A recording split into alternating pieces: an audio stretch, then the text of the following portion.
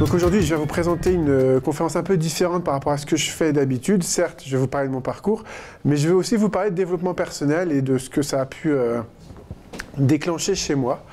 Alors quand j'étais interné, parce que j'étais interné à l'hôpital de Guillaume-Régnier ici, il y avait une phrase que je me répétais, comme je disais ce matin dans ma première conférence. Je me disais de façon névrotique, tu vas t'en sortir, tu vas t'en sortir, tu vas t'en sortir. Alors au début, j'y croyais pas trop à cette phrase, mais j'appliquais un peu des techniques qu'on m'avait inculquées par rapport au basket, en fait, des techniques positives pour appréhender un match sous les meilleures conditions. Donc je me mettais en condition de me dire que j'allais réussir mon objectif qui était de m'en sortir. Même si au début, je voyais que c'était très très dur parce que, étant très sportif, quand je suis rentré à l'hôpital, j'ai essayé de faire, au bout de quelques semaines, quand les traitements étaient un peu diminués, de faire quelques pompes. Bon, avant, je faisais pas mal de pompes. Sous traitement, j'arrivais à en faire 2, je m'écroulais, c'était une catastrophe. Donc pour quelqu'un qui est sportif, je peux vous dire que c'est assez déprimant. Donc là, je me suis dit, ok, mais je me suis quand même accroché, c'est-à-dire que j'ai continué. Tous les jours, j'essayais de faire un petit peu de pompe et j'essayais d'en faire, tous les jours, j'arrivais pas à en faire plus forcément, mais chaque semaine, je me fixais comme objectif d'en faire au moins, au minimum, de faire les pompes que j'avais fait la semaine d'avant ou d'en faire un peu plus. Donc j'avais toujours cet objectif de progression pas à pas en fait. Et donc c'est vrai que cette phrase « je vais m'en sortir », ça a été en fait une phrase qui a annoncé en fait une entrée dans le développement personnel, parce qu'après, quand j'ai été mieux, il m'a fallu quelques années pour être stabilisé et beaucoup mieux, je me suis dit, quand j'ai été mieux, je me suis dit « mais pourquoi tu te répétais cette phrase et quel sens ça a et surtout qu'est-ce que ça a déclenché en toi ?» Alors il faut savoir que moi, quand j'ai fait mes premières bouffées délirantes, en fait, ma mère est venue avec une liste de grands personnages. Donc, il y avait Einstein qui a fait des bouffées délirantes, John Fornage qui a eu le prix Nobel pour sa théorie des jeux en économie en 1994. Donc, il y avait Frédéric Dard, enfin, des écrivains, des scientifiques, des artistes, tout simplement, des êtres humains, mais qui ont changé le monde et qui avaient des pathologies psychiques. Donc, je me suis dit, si eux, ils peuvent changer le monde avec une pathologie psychique, toi, tu peux changer ton monde. Tu vas peut-être pas changer le monde, mais au moins le tien, tu peux le changer. C'est que c'est possible.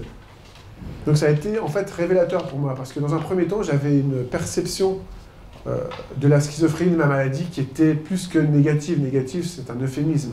Moi, je voyais les séries télévisées, je voyais les faites entrer l'accusé, etc. J'avais l'impression que le gars, il avait toujours une maladie psychique. Donc au bout d'un moment, je me suis dit, mais donc en fait, toi, t'es comme eux, t'as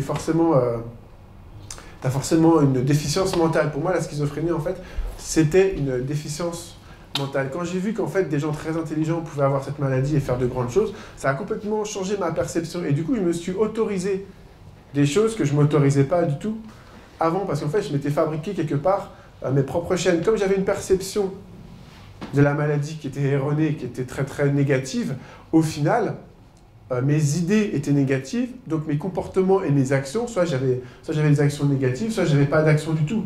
Je n'arrivais pas même pas à mettre en mode de faire des choses tout simplement, puisque je me les interdisais. Donc quand on s'interdit quelque chose, c'est la pire des prisons au final. C'est la pire des prisons puisqu'on s'interdit, donc forcément, on va se trouver toutes les raisons de ne pas le faire. Et souvent, on est de bonne foi quand on se dit ça, on s'imagine cette chose-là, donc on se dit voilà. Donc moi, ce que je veux dire aussi, c'est que la maladie n'est pas limitante. Alors certes, elle est limitante sur certains points, mais on peut, une fois qu'on est rétabli et qu'on s'est relevé, on peut faire beaucoup de choses. J'en suis la preuve, mais je ne suis pas le seul, il y a beaucoup de gens qui s'en sortent. Moi, j'ai un ami qui bosse au conseil régional dans une région. Bon, lui, il ne peut pas le dire parce qu'il a toujours peur, et je pense qu'il a raison de se faire licencier s'il évoquait sa maladie. Et il s'en est sorti super bien, il est cadre, enfin voilà. Et il y a plein de gens qui sont dans ce cas dont il est, c'est-à-dire d'avoir un métier, d'avoir une vie tout à fait normale, mais de ne pas oser le dire, de peur de certaines représailles sociétales par rapport au monde de l'entreprise qui, comme tout un chacun le sait, est très difficile. Donc, voilà, la maladie, c'est pas... Déjà, dans un premier temps, on est des êtres humains, qu'on ait une maladie ou pas. On ne se limite pas à juste être une maladie ambulante avec, entre guillemets, un numéro sur le front. On est tous différents et la maladie n'est pas forcément limitante. Ce qu'il faut faire, c'est... moi, ce que j'ai fait, et je pense que ce qui marche pour beaucoup de personnes, c'est la technique des petits pas. Ce que je disais un petit peu ce matin aussi. C'est-à-dire que... alors, il faut avoir un objectif. Pourquoi? Un objectif ou un rêve. Quand on a un objectif ou un rêve qui est très loin dans un premier temps, parce que quand on tombe malade, moi par exemple, mon rêve c'était d'écrire un livre, donc je l'ai fait, mais au début, écrire sur Clarté, ça me semblait une montagne, un truc infranchissable, quoi. Ça me semblait totalement impossible. J'ai appliqué la technique des petits pas, ou même, au même titre que je faisais des pompes et que je faisais de plus en plus de pompes et que j'essayais de me maintenir à ce niveau-là et de progresser, quand j'ai commencé à écrire, j'avais des difficultés de concentration. J'arrivais à écrire 5-10 minutes max, avec la médication qui était très lourde à l'époque. J'ai toujours une médication mais beaucoup plus légère. Donc forcément, la capacité de concentration s'en ressentait. Mais j'ai pas lâché, c'est-à-dire que je continuais. 5 minutes, c'est toujours ça de prix. 5-10 minutes, après je suis passé à 15 minutes, ainsi de suite. Maintenant, je peux écrire des heures, mais à l'époque, ça m'était compliqué. Mais j'ai pas lâché, en fait, parce que notre propre de tout à chacun, parce qu'on a tous nos failles, nos forces et nos faiblesses, c'est que on se fabrique souvent nos propres chaînes. Et ça, c'est vraiment du développement personnel, parce que souvent, on s'auto-limite. On se dit soit par rapport à un environnement sociétal, à une famille, par rapport à des amis. Moi, par exemple, quand j'ai commencé à écrire, j'en ai parlé juste à une personne, mais j'ai pas dit le sujet du livre. Et la phrase, ça je m'en souviendrai toujours, c'était de toute façon, à quoi ça sert d'écrire? T'as une chose sur combien de te faire publier? Ah, effectivement, si tu pars perdant, c'est comme dans le sport, si tu pars perdant, tu perds. Ça, c'est fatal. Et je préfère mourir avec mes convictions et essayer plutôt que regretter. C'est-à-dire que dans mon état d'esprit à l'époque, c'était pas forcément de publier le livre. Même si j'arrivais pas à le publier, c'était pas grave, je voulais au moins le terminer pour moi. C'était déjà ça, au moins le terminer pour moi. Après, si j'arrivais à le faire publier, ce qui s'est passé, super. Mais c'était pas une obligation. Et pour moi, un rêve, il est là. Il est pour nous donner de l'énergie, pour nous inspirer en fait.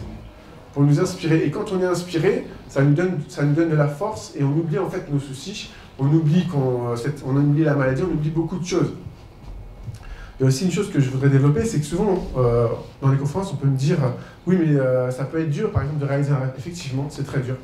Mais est-ce que c'est moins dur qu'une vie où on s'auto-limite, où finalement on va être déprimé? Qu'est-ce qui est le plus dur? Je vous laisse méditer là-dessus.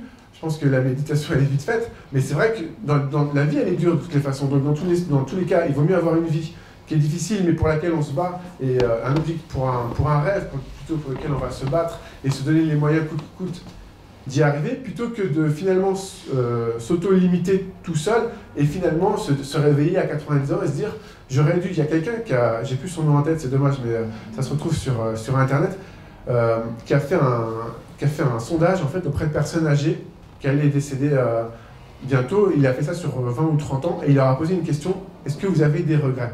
Si oui, quelles sont-elles? Et il y avait 95% des gens, malheureusement, qui avaient énormément de regrets. Si j'avais su, j'aurais pu faire ça, j'aurais dû faire ça. Et moi, je sais que quand la maladie m'est tombée dessus, j'avais l'impression d'avoir une épée de Damoclès au-dessus, là, et de ne pas savoir si ça allait retomber, cette épée de Damoclès. Parce que j'avais fait des bouffées délirantes à répétition, et quand je suis entré dans la schizophrénie, je me suis dit, mais il faut que tu profites à fond, parce que tu ne sais pas de quoi demain sera fait, en fait. Donc j'avais cette envie de croquer la vie à pleines dents dès que je me suis rétabli, parce que je ne savais pas si ce rétablissement durerait. J'ai cette chance qui dure depuis plus de 10 ans maintenant, mais à l'époque, c'est vrai que pendant longtemps, j'ai vécu avec cette hantise d'avoir cette épée de Damoclès qui risquait de retomber. Et donc du coup, quand on est dans cet état d'esprit-là, qu'on pense qu'on ne sait pas si on va vivre très longtemps, parce que je sais que c'est une maladie où il y a beaucoup de tentatives de suicide, voilà, il y a beaucoup de gens malheureusement qui voilà, exactement. Et c'est vrai que, et ben, du coup, finalement, ça m'a donné de la force qui aurait pu me faire peur et annihiler complètement mon comportement. Moi, ça m'a donné de la force parce que je me suis dit, ok, tu sais pas combien de temps tu vas vivre, ok, tu verras peut-être moins longtemps que les autres, t'en sais rien, mais au moins, tu vas réaliser tes rêves. Donc, je me souviens que le jour où je me suis dit ça, j'avais 24 ou 27 ans, je sais plus, 27 ans. C'était le jour de mon anniversaire.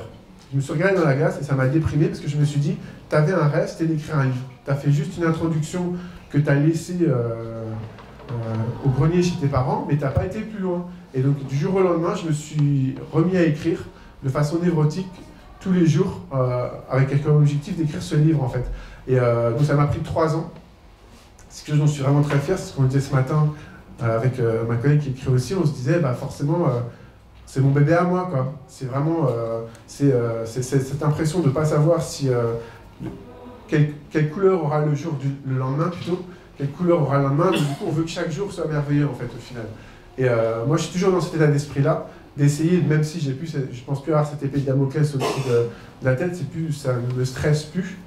Mais c'est vrai que je suis toujours dans cet état d'esprit de croquer la vie à pleines dents, d'avancer, d'avoir des objectifs. Alors je dis pas que j'ai pas des jours sans, hein. Je suis un être humain comme tout le monde, j'ai des jours sans, mais même quand j'ai un jour sans, je sais que ça va pas durer. Et je sais que mon objectif, il est quelque part par là, et je vais essayer d'atteindre. Alors le but, comme je disais tout à l'heure, c'est pas forcément d'atteindre cet objectif, parce que par exemple, quand j'étais plus jeune, je voulais être basketteur professionnel. Bon, c'est un objectif que j'ai pas réussi à atteindre, mais je fais toujours du basket et je prends du plaisir à en faire. Mais au moins, ça m'a inspiré, et le fait d'avoir fait beaucoup de sport avant, ça m'a donné beaucoup de force, parce que je me souviens très bien que quand j'ai commencé à m'intéresser au basket, bon forcément je me suis intéressé aux personnes qui étaient les plus fortes, dont Michael Jordan, et moi ce qui m'intéressait, c'était au-delà de son jeu, c'était sa personnalité. J'ai voulu comprendre, donc j'ai commencé à lire des autobiographies sur lui, à voir son enfance, qu'est-ce qui a fait qu'il était devenu le champion qu'il est devenu. Et donc du coup, ça m'a vraiment motivé quand j'étais au fond du trou. Je me suis dit, il faut que tu te battes. Je me suis dit, si tu voulais être basketteur professionnel, c'est que tu avais cette foi en toi, donc il faut que tu la transposes dans un autre domaine. Et donc c'est ce que j'ai fait. Je pense que la confiance en soi, c'est comme un muscle, ça se travaille. Alors on peut très bien avoir un capital de confiance en soi très faible, hein, ça je ne dis pas le contraire, il y a des gens qui naissent avec peu de confiance en soi, mais ça se travaille. Et c'est en expérimentant, en faisant des choses nouvelles dont on ne se sentait pas capable, en se faisant parfois violence, finalement, que l'on va développer cette confiance. Et moi, cette confiance que j'avais dans le sport, je ne l'avais pas du tout envers la maladie, mais j'ai essayé de la transposer progressivement en fait. Et c'est venu progressivement par l'expérience, par, comme je vous disais, la technique des petits pas. Donc c'est vrai que je pense qu'il faut aussi avoir des modèles positifs. Moi, c'est quelque chose qui m'a vraiment beaucoup aidé. En ce moment, je travaille aussi sur un projet sur l'étude de la personnalité de différents génies qui ont marqué différentes époques, et j'essaye de mettre des dénominateurs communs entre eux, en fait, de voir, pas forcément à travers leurs travaux, parce que je ne comprends pas tout, les travaux d'Einstein, tout ça, quand on me les explique de façon littérale, je les comprends, mais si vous montrez les équations, voilà, quoi, voilà, de façon littéraire, je vais comprendre les techniques et les principes, mais les équations, je ne suis pas capable de les faire, quoi. Et donc, du coup, c'est vrai qu'en m'intéressant à toutes ces personnalités, que ce soit John Ford Nash, que ce soit Einstein, Léonard de Vinci qui finissait pas ses œuvres, etc., j'ai vu qu'ils avaient un dénominateur commun, c'est qu'ils avaient tous un rêve, et que quelles que soient les embûches, ils y allaient, quoi. Même des fois au détriment de leur santé, parce qu'il y en a certains qui allaient peut-être trop loin. Mais je me suis dit, ce sont des gens qui vont te tirer vers le haut, en fait. Et c'est vraiment quelque chose que j'essaye d'inculquer, c'est qu'on soit une personne atteinte d'une maladie ou pas, c'est important d'avoir des repères, que ça peut être nos parents, ça peut être plein de choses, mais d'avoir des repères positifs qui nous hissent et qui nous tirent vers le haut. Parce que quand on n'a pas ces repères-là, on peut finalement s'en remettre qu'à soi-même, et des fois c'est beaucoup de solitude aussi. Mais c'est vraiment important d'avoir ces modèles positifs. Alors par rapport à la schizophrénie, il y a aussi, je pense, une gestion du stress qui est très importante à avoir, notamment tout ce qui est anxiété. Moi je sais que quand je suis tombé, à chaque fois que je suis tombé en bouffée délirante, que ce soit quand j'ai commencé la fac de droit il y a plus d'une dizaine d'années, et même avant, c'était souvent des périodes où je dormais très mal, où j'étais anxieux et j'étais stressé. Et au bout d'un moment, mon cerveau il saturait, et je finissais par faire une bouffée délirante. Donc quand j'ai compris ça, parce qu'en fait, quand j'étais à la fac de droit par exemple, j'ai arrêté tout. J'ai arrêté le sport, j'ai arrêté de sortir. Moi j'adore danser, donc les boîtes de nuit, t'oublies, les soirées entre amis, c'était fini. On me proposait des trucs, bah non, il y a un examen dans tant et tant de temps, il faut que je bosse. Enfin, j'étais comme ça, quoi. Et au bout d'un moment, bah, forcément, le cerveau il lâche prise, quoi. Et voilà, c'est ce qui a causé une grosse bouffée délirante que j'ai faite quand j'avais 23 ans. Et c'est à partir de ce moment-là qu'on a pu mettre des mots, en fait, sur mes mots MAUX, en fait. Hein. Et ça m'a fait quelque part du bien aussi, parce que je voyais bien, moi, mes premières bouffées délirantes ont commencé à 13 ans, mais de 13 à 23, 24 ans, je savais qu'il y avait quelque chose qui clochait. Je voyais bien qu'il y avait un truc qui n'allait pas, mais comme je retournais toujours dans une forme de normalité, je mettais ça bien derrière moi, et puis j'oubliais. J'essayais d'oublier en me disant, bon, bah, maintenant, t'es redevenu à une forme de normalité, ça va pas forcément se reproduire, donc c'est bon, sauf que ça se reproduisait tout le temps. Et c'est vrai que la schizophrénie, c'est une maladie pernicieuse parce qu'il y a autant de formes de maladies qu'il y a de personnalités. Donc, ce qui est aussi très difficile, c'est par rapport au traitement. Moi, au début, j'ai eu des traitements qui étaient très lourds pour quelqu'un qui était avant hyperactif comme moi, qui aimait faire du sport. Je dormais sur 24 heures, je devais dormir 20 heures. Donc au début, c'était vraiment très très dur à supporter. Et je me souviens que quand je suis sorti de l'hôpital, j'ai eu 2 ans où j'ai fait une dépression, je n'étais pas bien du tout.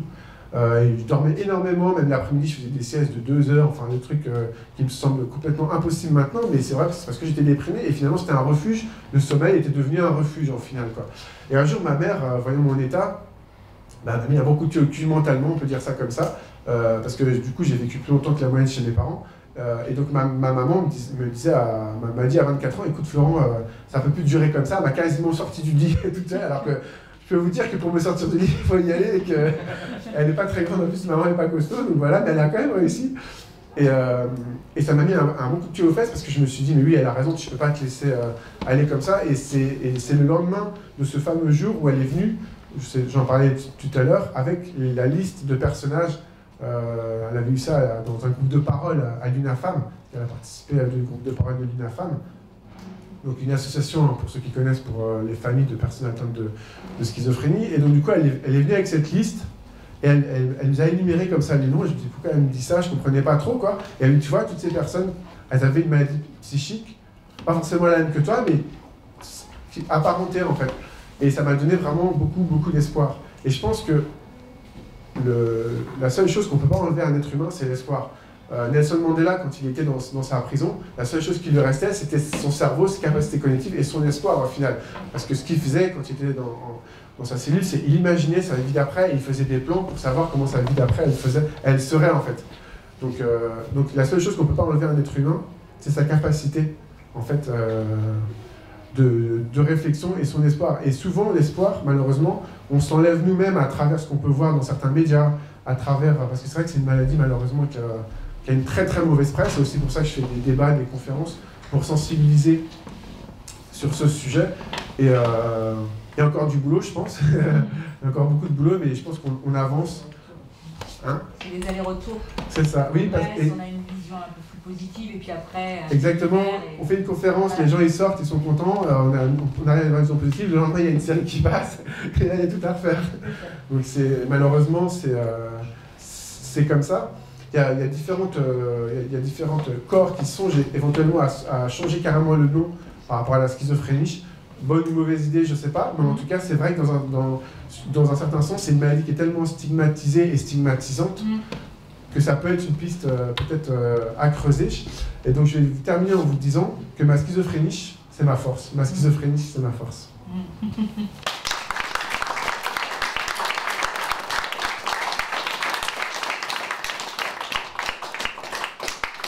Merci.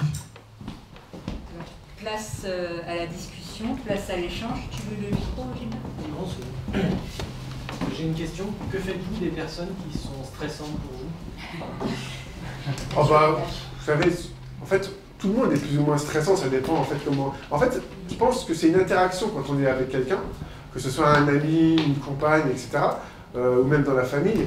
Après, ça dépend comment on est à l'intérieur, parce que une situation qui peut un jour...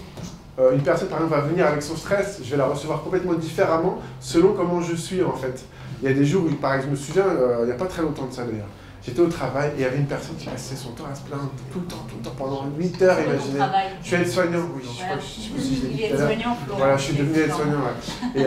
Et donc, du coup, je me suis dit, tu as deux optiques. Soit tu encaisses pendant 8 heures, soit tu lui dis de façon diplomate, écoute, la vie elle peut être belle aussi, quoi, je sais pas. Donc j'ai opté pour la deuxième solution, je lui ai dit, et c'est vrai que je pense que le stress c'est vraiment important parce que le stress, soit ça peut tirer vers le haut, soit ça peut complètement annuler et me bloquer en fait. Et moi par rapport aux gens qui me stressent, s'ils me stressent trop, je leur dis en fait. Je leur dis parce qu'il y a un moment où ça peut être trop aussi. Et par exemple, moi, quand je discute avec quelqu'un, ça m'arrive aussi de me plaindre, je suis un humain comme tout le monde, hein, mais j'essaye, tant que faire se peut, de ne pas venir avec ma valise de stress. Voilà, quoi, je pense que c'est de mon point de vue en tout cas, c'est du respect que j'ai envers la personne et envers le rapport qu'on peut avoir, en fait. Ça ne m'empêche pas, si la personne a besoin d'une oreille, d'écouter, je peux écouter, mais il y a un moment pour tout, il y a un moment où on peut, il y a un moment où on ne peut pas. Et quand on ne peut pas, il faut aussi savoir l'exprimer parce qu'on ne va pas être de bons conseils. Voilà. moi, j'arrive pas à dire aux personnes qui me stressent et qui me rendent de plus en plus mal, de leur dire qu'elles me stressent parce que j'ai peur de leur faire du mal, en fait, en me disant. J'entends tout à fait, mais alors par contre, vous savez, il y a un très grand pouvoir qu'on a dans la vie, c'est de savoir dire non. Parce que c'est se protéger aussi.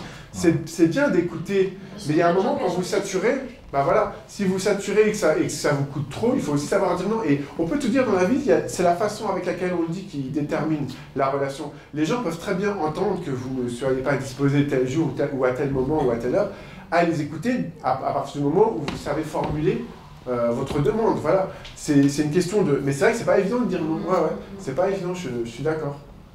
Faut aussi savoir, des fois expérimenter, se faire violence, faites-le une fois, essayez de trouver les mots adéquats, vous allez voir comment ça se passe, et je suis sûr que vous serez fiers de vous de l'avoir fait. J'ai essayé une fois de dire à une personne qu'elle me stressait, que ça se passait pas, et elle allait voir tout de suite le médecin pour la suite de mon comportement, donc je me dis, en fait, on ne peut pas s'expérimenter. Parce qu'après, c'était un cas particulier, peut-être. Cette personne-là n'était pas Oui. en même On essaie de rater, voilà.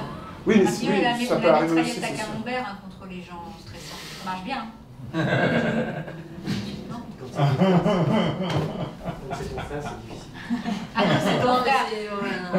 C'est vrai que c'est très dur de... Mais j'entends, mais il ne faut pas s'arrêter au premier échec, en fait. Sans blesser la personne en face. C'est vrai que c'est pas évident, mais c'est en faisant qu'on va apprendre, en fait, en expérimentant qu'on va apprendre. Par exemple, quelqu'un qui commence au jeu d'échecs ou dans n'importe quel sport ou dans n'importe quel domaine, il va pas être bon dès le début, même s'il a des prédispositions, il sera pas bon dès le début. Donc il va falloir qu'il expérimente, qu'il apprenne de ses erreurs. Peut-être que la phrase que vous lui avez dit, vous aurez pu la tourner autrement. Peut-être que lui n'était pas prêt à l'entendre et que quoi que vous disiez, de toutes les façons, ça aurait été comme ça. Et peut-être qu'il fallait que vous soyez capable d'entendre que quoi que vous disiez aussi, le retour serait comme ça. Mais au moins, vous l'avez fait. Je crois qu'il y a un monsieur... Bonjour. Bonjour. C'est Florent, c'est ça? Florent, tout à fait. J'ai commencé à lire votre livre en fait. D'accord. J'ai entendu parler il y a plusieurs années. Obscure clarté ou... Obscure clarté. D'accord, ok. Je suis atteint de schizophrénie aussi. D'accord. Et je me retrouve dans vos écrits. Merci. Mais il y a quelque chose qui me trouble un peu, c'est Oui. votre interprétation une fois des relations que vous avez avec les autres en fait. Oui. Il y a certains moments dans vos écrits, c'est un peu farfelu, ça part un peu dans tous les sens. C'est vrai. Et je me dis, en fait, vous avez fait des allégories, beaucoup de métaphores, des choses comme ça. Et je me demande, je me retrouve là-dedans aussi, je me dis, mais est-ce que c'est normal tout ça? J'ai du mal à vivre encore cette étrangeté, en fait, cette obscure clarté. Mais en fait, le but, il était là, et c'est très bien que vous mettiez le doigt dessus. Parce que quand j'ai écrit le livre, le but, c'était de rentrer dans la... Mais ce qui était difficile pour moi, c'est que j'étais plus en crise. Oui. J'étais bien stabilisé, mais je voulais qu'on rentre dans la tête que j'avais, ou d'une personne atteinte de schizophrénie des années avant. Et donc si vous dites que c'est farfelu, que ça part dans tous les sens, moi ça me va. C'est très bien, c'est exactement ce que je voulais. Après, c'est pas une vraie classe, c'est ça qui est étonnant, c'est qu'il y a des moments où c'est clair, et des moments où ça part dans tous les sens. Oui, mais justement, en fait, c'est... ce matin, on parlait de... à la fois des moments de détresse, de joie, et en fait le livre il montre ça, parce que à la fois c'est un livre qui parle de la maladie, il y a aussi des belles histoires d'amour, il y a beaucoup de choses, mais c'est vrai que moi ce que je voulais montrer c'était l'ensemble, c'était pas juste moi Florent atteint de schizophrénie, c'était un être humain avec toutes ses dimensions, donc c'est pour ça effectivement que ça part dans tous les sens. Comment je veux dire, ce matin vous disiez que vous avez fait vous avez été en fac de droit. Oui. Je sais pas jusqu'à quel niveau. Je suis en deuxième année. En fait, j'ai pas eu mon bac, donc j'ai fait une capacité en droit qui a une équivalence, donc c'est 2 ans, que je suis très fier d'avoir eu, parce que j'ai eu avec mention bien. Et après, j'ai fait une première année que j'ai eue, et je me suis arrêté en deuxième année parce que je suis tombé malade du coup. Ah voilà, c'est ça. Voilà, c'est ça. Parce qu'après, la démarche, forcément par rapport à votre maladie, c'est là que vous avez décidé de faire aide-soignant. Oui, parce qu'en fait, quand j'étais en fac de droit, j'étais auxiliaire de vie auprès de personnes handicapées. Et donc, du coup, quand j'ai voulu me recycler, changer de voie, ça m'a semblé évident. D'abord, j'ai fait une évaluation, je ne sais pas si ça s'appelle comme ça encore, une EMT, une évaluation en milieu de travail, en fait. Ouais. C'était avec le Pôle emploi, enfin, ça s'appelait pas comme ça à l'époque, mais voilà. Du coup, après, ils validaient ou pas votre projet, ils ont validé mon projet de devenir aide-soignant, et donc, du coup, après, ils vous aidaient pour le financement par rapport à la formation. Ah, d'accord. D'accord. Après, c'est ce que je trouve beau dans ce que tu dis, c'est que à chaque fois, il dit, voilà, je suis fière de ce que j'ai fait, d'avoir ce... Voilà, d'oser aussi dire, alors dire non, mais aussi dire, bah là, j'ai fait quelque chose, peut-être rien, hein, je sais pas, juste... mais se dire, je suis content de l'avoir fait, et ça déjà, ça fait du bien, ça enlève un poids. Et peu importe qui, hein, effectivement, une personne qui... Faire des petits pas. Des petits pas, et de se dire, bah ça c'est bien ce que j'ai fait. Aujourd'hui j'ai fait ça, je suis content. Ça c'est toujours d'actualité pour moi, parce que par exemple, s'il y a une journée où j'ai l'impression, parce qu'on fait toujours des choses dans une journée, mais si j'ai l'impression que j'ai pas fait ce que je voulais faire, je m'endors pas bien. Ah, c'est un stress pour moi, ça m'est resté. Et je me souviens que, par exemple, j'étais parti en week-end avec des amis il n'y a pas très longtemps, ils m'ont dit, mais Flo, t'es toujours comme ça, tu te lèves à 6h en week-end. Ils comprenaient pas, mais moi en fait, dès que je me réveille, j'ai envie de croquer la vie, donc je me réveille et j'ai plus envie de dormir. En fait, moi je suis pareil. Voilà, quoi. Je mets le pied gauche par terre. Ça y est, c'est terminé. Bah, des fois, j'aimerais bien réussir à faire la grasse mat quand même, parce qu'après, t'as le contre-coup quelques heures après. Mais bon, après, voilà. Et moi, j'ai du mal à faire comprendre la maladie aux proches. Mais c'est pas toujours évident. C'est maladie, mais dès que c'est mental, en fait, ouais. Il y a un barrage net, c'est de toute façon, des fois, tu n'arriveras rien. Alors, la question, c'est... Et là, ça devient compliqué pour moi, parce que j'essaie de leur expliquer que je me bats, que je veux m'en sortir, et eux, ils me disent, non, tu baisses les bras, tu fais rien. Et on s'entend pas, parce qu'on n'a pas le même discours. Est-ce que, par exemple, de votre point de vue, est-ce que vous pensez que vous vous définissez par rapport aux autres? Est-ce que vous avez forcément, je sais dire ce que je veux dire, mais est-ce que vous avez forcément besoin de leur approbation ou de leur regard pour être l'être humain que vous êtes? C'est ça qu'il faut vous dire. C'est effectivement, on peut avoir des gens... Oui, mais on peut avoir des gens qui vont être dénigrants, qui vont pas comprendre. Effectivement, il y en a beaucoup, c'est pour ça aussi qu'on fait ça. Il y en a beaucoup, c'est sûr, trop. Mais il faut passer la route et tracer votre chemin et vivre votre vie. Parce que si vous vivez par rapport aux autres, c'est que vous vivez aux dépens des autres. Et c'est jamais constructif, quoi, en fait. Mais j'entends tout à fait, moi j'ai connu ça aussi, des amis quand ils ont découvert ça, c'est arrivé, des soi-disant amis quoi, c'est là où on voit les vrais amis, hein, tout de suite. Voilà, là ça fait tout de suite C'était intéressant ce que tu disais, par rapport à ses propres chaînes qu'on se crée. Oui. Et voilà, de s'enfermer soi-même. Il y a beaucoup de choses qui nous enferment à l'extérieur, il y a beaucoup de censure, mais on est très fort, et qui qu'on soit, pour s'auto-censurer. Et ça ne veut pas dire que si on s'autorise à faire les choses, c'est qu'on fait n'importe quoi. Ça ne veut pas dire ça non plus. S'autoriser à faire les choses, c'est comme tu dis, se faire plaisir.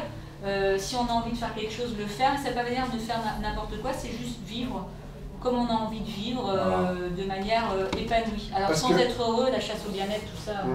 Mais on ne sera jamais aussi bon dans un domaine que lorsqu'on l'en est passionné par ce domaine. Par exemple, si quelqu'un fait des études, je sais pas moi, des études littéraires par exemple pour faire plaisir à papa ou maman qui adore écrire ou lire, et que c'est pas son truc, il va lâcher au bout d'un moment parce qu'il va pas être investi de la chose, quoi. Alors que si on est passionné, on va se donner beaucoup plus facilement les moyens, on a quand même beaucoup plus de chances d'y arriver. Ah ouais, c'est sûr, c'est sûr.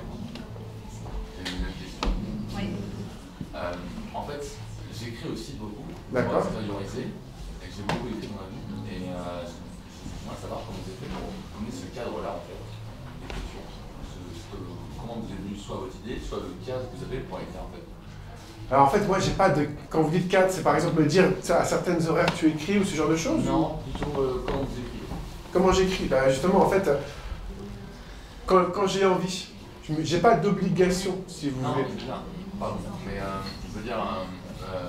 par exemple, un canevas, tu veux dire peut-être un canevas. Il fait une autobiographie. Oui. Mais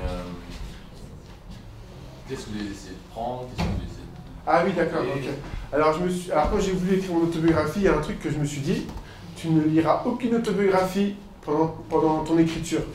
Parce que je voulais justement faire quelque chose d'assez original, et je voulais faire quelque chose qui me ressemble en fait. Mais je voulais pas faire quelque chose, je voulais faire quelque chose vraiment un peu nouveau. Et donc du coup je me suis dit, si tu lis trop d'autobiographies de gens, parce qu'avant j'en avais lu pas mal, tu vas t'inspirer forcément.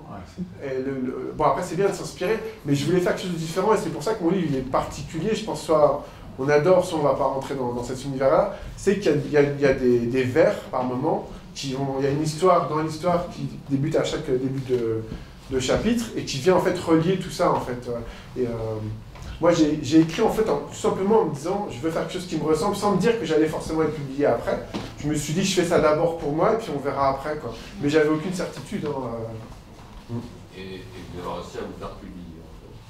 Bah, j'ai réussi à me faire publier parce que j'ai été sur un site internet, c'est ce que je disais ce matin, qui je crois pas qu'il existe encore, mais ça s'appelait Passion d'écrire.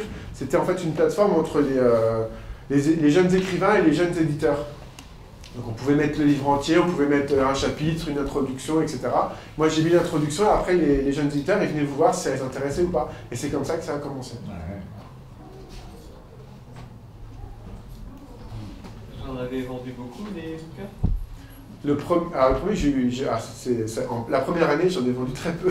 C'était une catastrophe, et c'est pas grave. Après, j'étais tellement content qu'il soit publié que je faisais pas de démarche envers des médias ou des journaux. Et puis un jour, j'ai appelé, comme quoi des fois, les petits pics qu'on vous donne, ça vous fait rebondir. J'ai appelé la maison d'édition et j'ai un peu râlé en leur disant oui, vous faites aucune démarche vers les médias, j'ai pas eu d'article ou tout ça. Et donc ils m'ont bien fait comprendre d'une que j'étais pas du tout la priorité, qu'ils avaient 5 livres qui se vendaient bien, donc que moi, voilà. Que si je voulais faire des démarches, je pouvais les faire moi-même, et donc du coup ils enverraient les livres, il fallait que je leur envoie un mail pour dire vous envoyez un livre à tel journaliste ou à telle personne. Donc ça m'a piqué au vif, et c'est là que ça a commencé, j'ai commencé à faire des démarches. J'ai eu un article dans Ouest France, je suis passé à la radio, j'ai fait différents médias, et ça a commencé comme ça en fait. Mais si, c'est marrant parce que s'il ne m'avait pas piqué, je suis pas sûr que j'aurais fait... Voilà. Je suis pas sûr du tout, quoi. En fait, je pense que j'ai mes défauts, mais j'ai une bonne capacité de réaction, en fait. Quand je réagis bien en général. Sans avoir un ego surdimensionné, il faut avoir quand même un ego. Oui, c'est important d'avoir un ego. Après, il faut savoir la mettre de côté de temps en temps aussi. Aussi. C'est important aussi, c'est l'alchimie entre les deux, quoi. Ouais.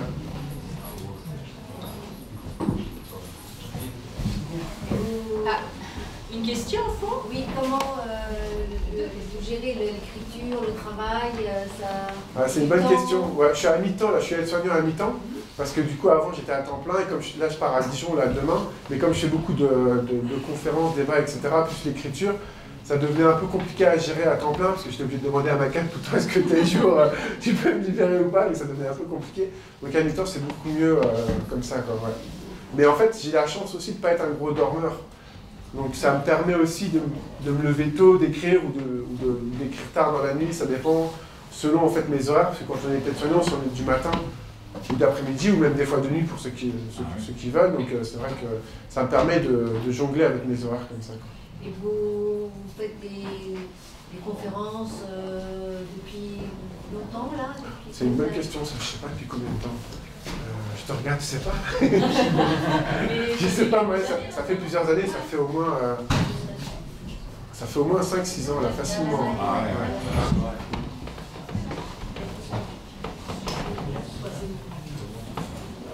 Anne-Sophie, tu avais une question?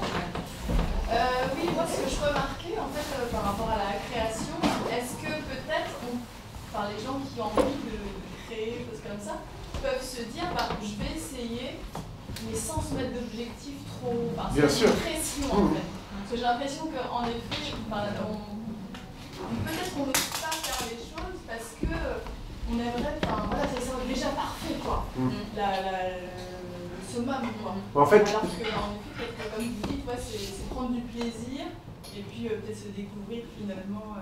Mais c'est ça, et c'est surtout en fait, d'un côté, il faut avoir l'objectif ou le rêve qu'on a dans un premier temps, sachant qu'on ne peut pas forcément l'atteindre tout de suite, donc il faut avoir de la patience. Mais d'autre côté, il faut avoir les lâcher prise, se dire je vais tout faire pour atteindre cet objectif, mais si je ne l'atteins pas, c'est pas grave. Je me serais quand même inspiré, ça m'aura quand même permis de grandir. Et c'est à partir du moment où on se dit ça qu'en fait, souvent les choses elles arrivent beaucoup plus vite d'ailleurs. Parce que si on se met trop de pression, qu'on veut absolument, comme vous dites très justement, que ce soit bien, mais c'est normal, c'est humain de vouloir que ce soit bien, mais c'est en faisant qu'on va se développer, et c'est en faisant, et aussi en faisant des erreurs qu'on va apprendre. Mais ça prend du temps, bien sûr. Ouais.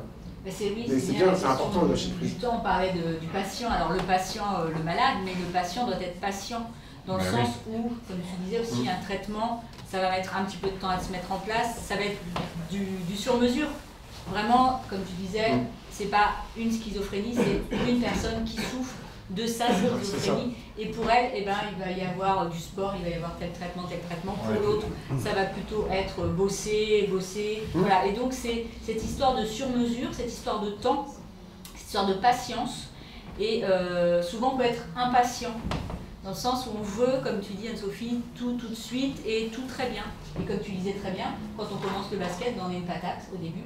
Et puis à force de s'entraîner, ben, on n'est plus une patate. C'est ça. Et au niveau de... On me demande souvent au niveau des conférences, alors ça me fait souvent sourire parce que c'est humain, mais on me demande souvent « Qu'est-ce que vous avez comme traitement ?» Oh, j'ai une pilule miracle. Qu'est-ce que vous avez? Et alors souvent on me le demande comme ça discrètement.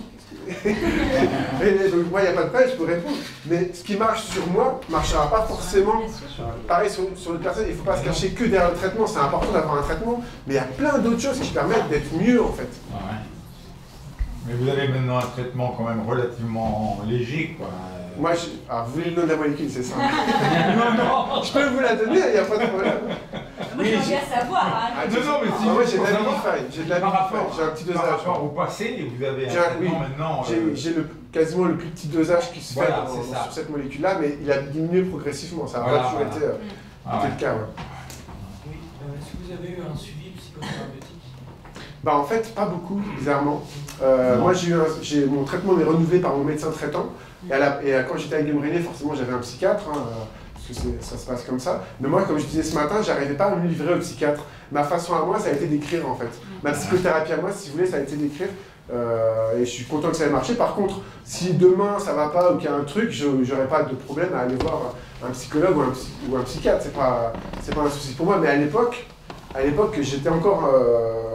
quand j'étais avec Guillaume René, en tout cas dans la honte par rapport à la maladie. Donc moi, ça m'était très compliqué d'en parler, quoi, en fait.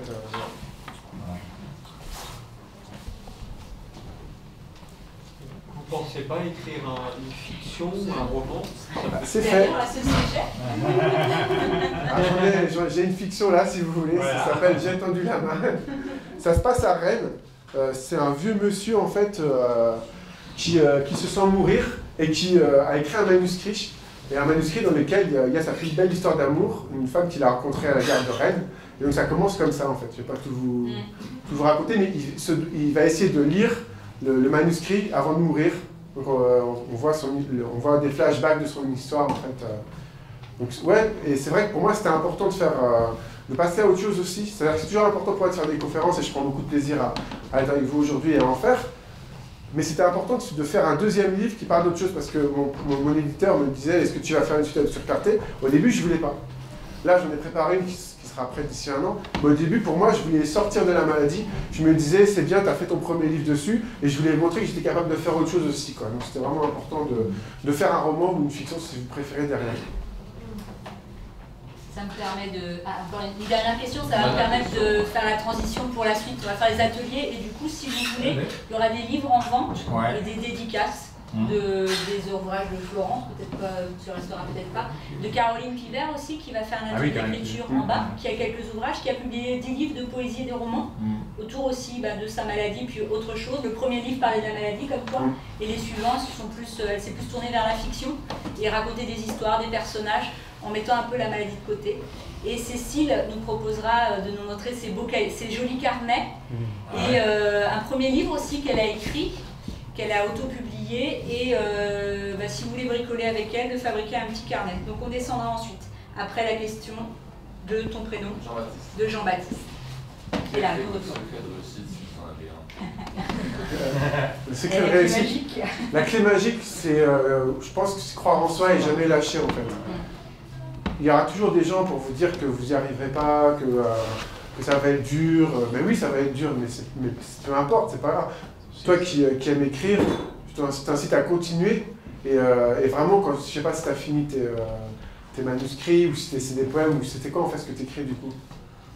Plus une sorte de journal intime en fait. Ouais. J'ai mal à détacher en fait de ma propre pensée ce que j'écris. D'accord. Mais je t'incite vraiment à continuer, c'est vraiment important. Et il faut faire en fait les choses en fonction de soi et pas qu'en fonction des autres, parce que sinon, c'est comme je disais tout à l'heure, on va se mettre nos propres chaînes finalement. Souvent, ça peut être une phrase de quelqu'un qui va dire, bah, tu vas pas y arriver, tout ça. Et au contraire, il faut quand quelqu'un te dit ça, ou si tu vois un média ou quelque chose, une histoire qui te fait penser à ça, il faut te dire, bah non, moi je vais prouver que j'en suis capable, je me limite pas à ça en fait. C'est vraiment, pour moi, le secret, c'est de jamais lâcher, en fait, tout simplement. C'est ça, il faut croire en soi. Alors, c'est facile à dire, parfois c'est dur, il y a des jours où c'est plus dur à faire que d'autres, mais il faut vraiment faut aller au bout des choses, il faut essayer en tout cas pour pas avoir de regrets après. Quoi. Comme les sportifs, quoi. Comme les sportifs, c'est ça. C'est vrai que c'est un dosage assez subtil entre croire en soi et aussi être avec les autres. Parce qu'on peut croire tellement fort en soi et en ce qu'on fait qu'on se replie et qu'on se coupe des autres. Donc c'est réussir à naviguer entre, voilà, moi j'y crois, effectivement ma tante, mon oncle me dit que je me plante, je vais y arriver, mais moi j'y crois, mais je garde contact avec cette personne-là. Bah voilà, c'est ce dosage-là qu'il faut réussir à avoir.